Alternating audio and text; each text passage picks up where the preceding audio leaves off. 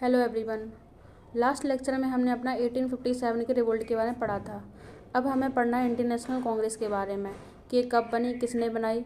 और ज़्यादातर क्वेश्चन इस टॉपिक से निकल के आते हैं प्रेसिडेंट से रिलेटेड कि कौन से प्रेसिडेंट कब बने, किसने कब प्रिसाइड किया, कहाँ पे प्रिसाइड किया। तो लोकेशन याद रखनी पड़ती है और प्रेसिडेंट के नाम याद रखने पड़ते हैं उसके ईयर के साथ।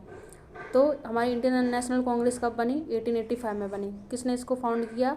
A.O. ह्यूम ने इसको फाउंड किया। इससे रिलेटेड दो थ्योरी निकल के आती हैं, एक सेफ्टी वाल्व थ्योरी और दूसरा लाइटनिंग कंडक्टर थ्योरी। तो क्वेश्चन ये पूछते हैं कि किसने इन थ्योरी को बनाया। तो लाइटनिंग कंडक्टर थ्योरी किसने दी? गोखले ने दी, गोपाल कृष्ण गोखले ने दी। और जो सेफ्टी वाल्व थ्योरी है वो किसने दी? A.O. ह्यूम ने ही दी है। और इस सेफ्टी वाल्व जो थ्योरी है इसको सपोर्ट कौन कौन करता है? लाला लाजपत राय और R.C. दत्त। और R.C. दत्त इसको सपोर्ट करते हैं। सेफ्टी वाल्व थ्योरी में बोला जाता है कि जो हमारी जनरल पब्लिक है उसको अगर रिजेंटमेंट है, डिसकंटेंट है किसके अगेंस्ट? ब्रिटिशर्स के अगेंस्ट, तो वो क्या करेगी? इंडियन नेशनल कांग्रेस में अपनी कंप्लेंट वगैरह बताएगी। तो वहाँ पे जो सारा गुस्सा है चैनलाइज इधर हो जाएगा। मतलब कि वो चाहते थे कि जैसा कि 1857 के रिवोल्ट के टाइम पे जिस तरीके से उन्होंने रिवोल्ट किया था इंडियंस ने किसके अगेंस्ट? ब्रिटिशर्स के अगेंस्ट, वैसा दोबारा कभी ना हो। इस चक्कर में A.O. ह्यूम ने क्या बना दी? इंडियन नेशनल कांग्रेस बना दी। तो ये एक तरीके से कैसे काम कर रही है? सेफ्टी वॉल्व के जैसे काम कर रही है। लाइटनिंग कंडक्टर थ्योरी में गोपाल कृष्ण गोखले क्या बोलते हैं कि जो A.O. ह्यूम है ये एक तरीके के लाइटनिंग कंडक्टर है, एक तरीके ये क्या है? कैटलिस्ट है। कैटलिस्ट क्यों बोल रहे थे इनको? ये बोल रहे थे क्योंकि इन्होंने क्या किया है कि इंडियन नेशनल कांग्रेस को बना के जितने भी नेशनलिस्ट थे इन्होंने इनको यूनाइट कर दिया। ऐसा कौन बोल रहे थे? गोपाल कृष्ण गोखले बोल रहे थे। अब हम देखते हैं कि हमारी जो फर्स्ट कांग्रेस सेशन हुआ वो कहाँ पे हुआ। तो 1885 में बॉम्बे में हुआ। व्योमेश चंद्र बनर्जी जो है उन्होंने उसको प्रिसाइड किया है। तो फर्स्ट कांग्रेस जो सेशन हुआ उसमें कितने लोग आए थे? 72 डेलीगेट्स आए थे। तो इसमें जो लिखी जितनी भी डिटेल है इससे क्वेश्चन पूछे जाते हैं। 1886 में कहाँ पे हुआ? कलकत्ता में हुआ। किसने किया इसको प्रिसाइड? दादा भाई नौरोजी ने प्रिसाइड किया। इसमें क्या हुआ? जो INC थी मतलब इंडियन नेशनल कांग्रेस थी वो नेशनल कॉन्फ्रेंस के साथ मर्ज कर गई। फिर इसके बाद जो नेक्स्ट इंपॉर्टेंट आता है वो है 1887 का। 1887 में कहाँ पे हुआ? मद्रास में हुआ। इसको किसने प्रिसाइड किया? तो इसको प्रिसाइड किया है बदरुद्दीन तैयब जी ने। और बदरुद्दीन तैयब जी ने जब इसको प्रिसाइड किया तो ये क्या बन गए? First Muslim president of Indian national Congress. तो ये क्या बन गए? First Muslim president of Indian national Congress बन गए। फिर एक क्वेश्चन पूछते हैं कि फर्स्ट इंग्लिश मैन जिन्होंने कांग्रेस सेशन को प्रिसाइड किया तो कौन थे? जॉर्ज यूल थे। इन्होंने 1888 में इलाहाबाद में इसको प्रिसाइड किया था।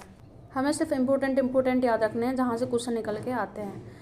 तो इस तरीके से 1896 में कलकत्ता में किसने प्रिसाइड किया? रहमतुल्लाह M सयानी ने प्रिसाइड किया। ये सेशन इम्पोर्टेंट क्यों है? क्योंकि इस सेशन में पहली बार रविंद्रनाथ टैगोर ने वंदे मातरम को गाया था। और वंदे मातरम का पहली बार स्लोगन के जैसे यूज़ कब हुआ? 1905 में हुआ।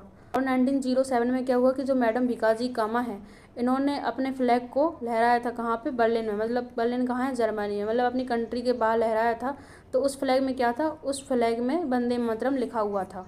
1905 का भी बहुत इंपॉर्टेंट है। इसको किसने प्रिसाइड किया? गोपाल कृष्ण गोखले ने प्रिसाइड किया। कहाँ पे हुआ था ये सेशन? बनारस में हुआ था।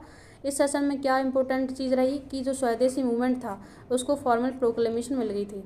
1906 में दादा भाई नौरोजी ने इसको प्रिसाइड किया था। कहाँ पे? कलकत्ता में किया था। तो 1906 के सेशन में क्या हुआ था? जो स्वराज था उसके लिए रेजोल्यूशन पास हो गया था। बॉयकॉट मूवमेंट स्टार्ट होना था क्योंकि क्या हुआ था उस टाइम पे? बंगाल को डिवाइड कर दिया गया था। स्वदेशी मूवमेंट स्टार्ट होना था और जो नेशनल एजुकेशन है उसको अडॉप्ट कर लिया गया था। 1907 का जो सेशन था वो कहाँ पे हुआ था? सूरत में हुआ था। रास बिहारी जो घोष हैं उन्होंने इसको प्रिसाइड किया था। 1907 का सेशन जो सूरत में हुआ था उस टाइम पे इंडियन नेशनल कांग्रेस के अंदर जो मॉडरेट्स और जो एक्सट्रीमिस्ट्स थे उनके बीच में स्प्लिट हो गया था। और ये जो स्प्लिट है वो कब यूनाइट हुआ? 1916 के जो लखनऊ सेशन में AC मजूमदार के अंडर जो मॉडरेट्स और एक्सट्रीमिस्ट थे वो यूनाइट हुए।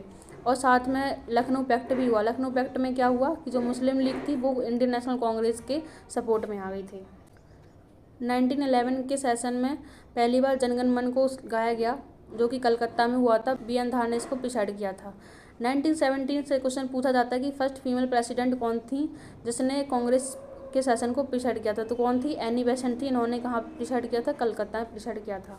1920 का कांग्रेस सेशन कहाँ पे हुआ था? कलकत्ता में। लाला लाजपत राय ने कन्वीन करवाया था। इस टाइम पे नॉन कोऑपरेशन मूवमेंट चल रहा था गांधी जी का। 1920 के टाइम पे दोबारा से मीटिंग कन्वीन होती है, नागपुर में हुई। C विजय राघवाचार्य ने इसको कन्वीन करवाया। तो इस टाइम पे क्या हुआ कि जिन्ना जो थे उन्होंने कांग्रेस को छोड़ दिया था और जो कांग्रेस है वो लिंग्विस्टिक ग्राउंड पे उसको रिऑर्गेनाइज किया गया। 1922 में गया में कांग्रेस सेशन हुआ, सियादास ने इसको प्रिसाइड किया। इसमें क्या होता है कि जब चोरी चोरा इंसिडेंट होता है उसके बाद जो नॉन कॉपरेशन मूवमेंट को विड्रॉल कर लिया जाता है और स्वराज पार्टी का बर्थ होता है 1923 में। और साथ में बोला जाता है कि जो all India trade union Congress है उसको सपोर्ट करने के लिए कमेटी बनानी चाहिए।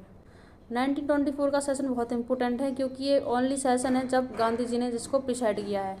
तो गांधी जी ने 1924 के सेशन को प्रिसाइड किया है, जो कहाँ पे हुआ था, बेलगाम में हुआ था। 1925 का सेशन हमारा कानपुर में हुआ, इसको प्रिसाइड सरोजनी नायडू ने किया और इस तरीके से क्या बन गई, first Indian women president of Indian national Congress. उसके बाद जो नेक्स्ट इंपॉर्टेंट है वो है 1929 का, जो कि लाहौर में हुआ अंडर जवाहरलाल नेहरू।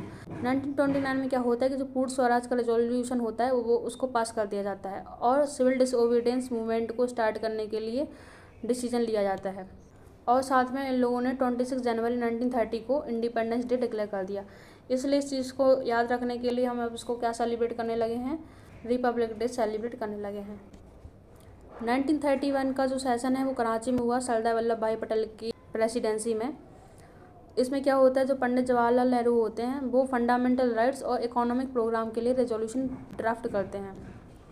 1937 का सेशन फैजपुर में होता है अंडर जवाहरलाल नेहरू। ये पहला सेशन था जो किसी विलेज में हुआ था। इसके बाद 1938 और 1939 के जो सेशन थे वो सुभाष चंद्र बोस ने प्रिसाइड किए थे। तो पहला सेशन जो था 1938 का वो हरिपुर में हुआ था और 1939 का जो सेशन था वो त्रिपुरी में हुआ था। तो एच के बाद ही टी आता है अल्फ़ाबेट में, तो पहले हरिपुर फिर त्रिपुरी, और दोनों ही सेशन किसने प्रिसाइड किए, सुभाष चंद्र बोस ने प्रिसाइड किए। जो 1938 का सेशन था उसमें क्या हुआ कि पोस्ट इंडिपेंडेंस के बाद कैसे हमारी कंट्री में इकोनॉमिक डेवलपमेंट होगा उसके लिए नेशनल प्लानिंग कमेटी इस्टेब्लिश की गई थी। 1939 में क्या हुआ, यहाँ पे जो सुभाष चंद्र बोस हैं उन्होंने पट्टाभी सीतारामैया को डिफीट कर दिया था, जिसको गांधी जी ने नॉमिनेट किया था। तो गांधी जी ईगो पे लेगा कि भैया पट्टाभी सीतारामैया की डिफीट तो मतलब मेरी डिफीट। तो अब क्लैश किसके बीच में हो गया, सुभाष चंद्र बोस और गांधी जी के बीच में हो गया। अब सुभाष चंद्र बोस जो थे वो गांधी जी की बड़ी रिस्पेक्ट करते थे, तो उन्होंने क्या किया, आउट ऑफ रिस्पेक्ट इन्होंने खुद ही रिजाइन कर दिया। और जो फाइनल प्रेसिडेंट बने 1939 सेशन के वो कौन बने, राजेंद्र प्रसाद बने। और जो लास्ट कांग्रेस सेशन होता है वो कब होता है, 1946 में होता है मेरठ में अंडर JP कृपलानी। तो इनका भी याद रखना। तो हमने कहाँ से देखे, 1885 से लेके जो भी इम्पोर्टेंट थे टिल 1946। तो यहाँ ये पहला था और 1946 में लास्ट कांग्रेस सेशन था जो कि मेरठ में हुआ अंडर JP कृपलानी। तो ये सब आपको याद रखना है।